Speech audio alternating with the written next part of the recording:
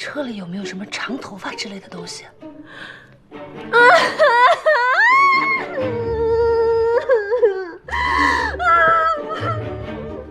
没事。哎呀，生活哪里有他说的那么狗血呀？对，我是狗血剧看多了，别哭了啊！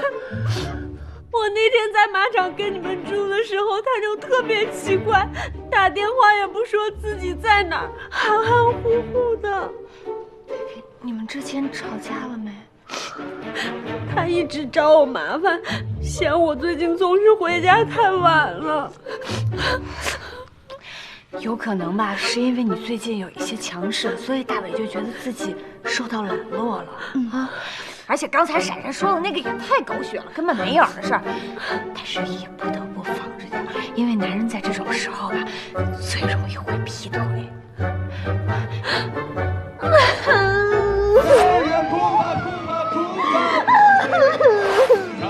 破面依舊眼淚的滋味，就算下雨也是一種美。不如好好把握這個機會，痛苦一回，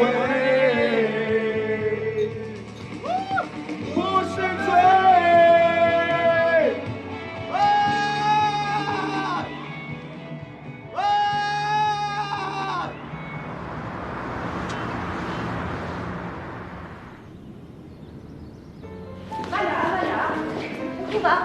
放进去，小心點啊，別把它磕到了啊！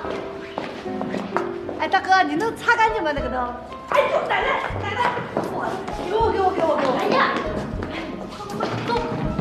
你能不能別嚇我們呀？啊，別老搬來搬去的，行不行啊？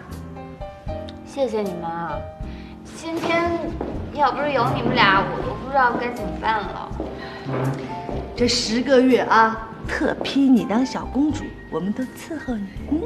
對，小主，你說什麼我們倆都聽。好吧，2位死奴婢。說真的啊，我覺得戚明峰其實真還挺好的，這成天又是給你送東西，又是過來幫你忙，你說什麼他也不生氣，脾氣可好了。胳膊肘往外拐啊！我說的都是實話，我真覺得戚明峰人還不錯。